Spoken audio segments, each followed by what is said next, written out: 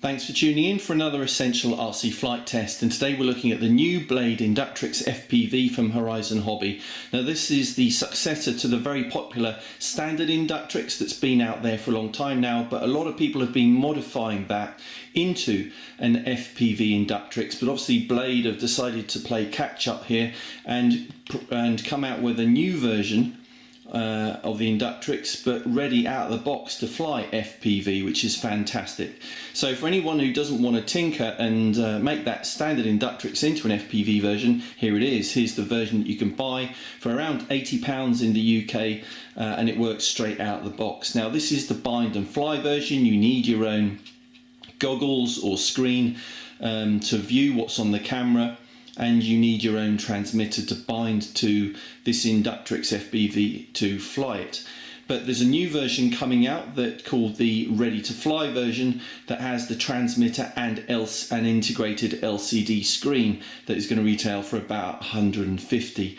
So what you can do is you could buy that version, or you buy this, and you might want to, if you're going to get into FPV in a big time, you might want to invest in a set of goggles. This is the top end FatShark goggles, the HD2s that sell for about 400 in the UK.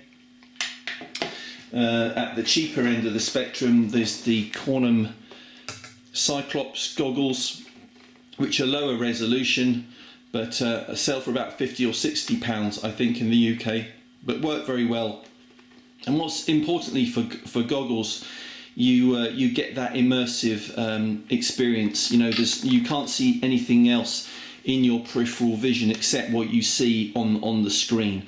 Whereas if you're using an LCD screen, which will come with the ready to fly version of that, then you will be able to see things in your peripheral vision, and it just won't feel as immersive. It won't feel as if you're really the pilot that's sitting inside that drone. So let's have a look at the actual Inductrix FPV itself. So let's take it out of the box. Out the base of the box, you'll get a load of instructions in all the different languages, and honestly there's only two things you really need to know from those instructions. I'll mention that in a minute. You get the USB charger that just plugs into your laptop or desktop PC, and one battery, a 1 cell 200 milliamp, and that just goes straight into the back of that charger. It goes red when it's charging and just turns off when it's fully charged. Very easy to do.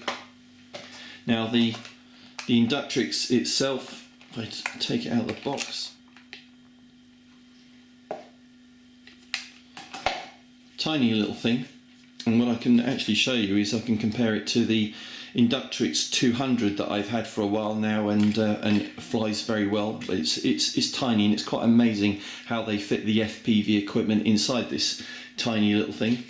So the things you need to know in terms of binding it to the transmitter, you basically just plug in your battery, and it goes in that little slot under there, holds it quite tightly, and the light will flash, and you turn on your transmitter in bind mode and it will bind to it very quickly. The only other thing you need to know about this, it has two modes. There's a stabilized mode and an agility mode. Now in the safe stabilized mode, it won't tip inverted, it remains, you know, the right way up the whole time, whereas in agility mode, similar to this Inductrix 200, you can flip it upside down and do all types of aerobatics with it.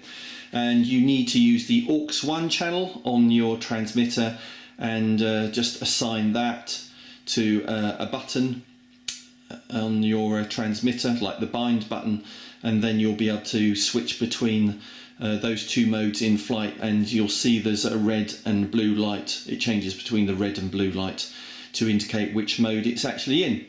So what I'm going to do now is I'm going to take this to the office, because really this is meant for flying indoors. You could fly it outdoors, but it's fun to fly it indoors, around furniture and under furniture and around wall, you know, down corridors and whatever. That's the challenge with this. So I'm going to take it to the office and fly it now, and record some footage on my HD2s on the SD card, and we'll see what it looks like and how it flies.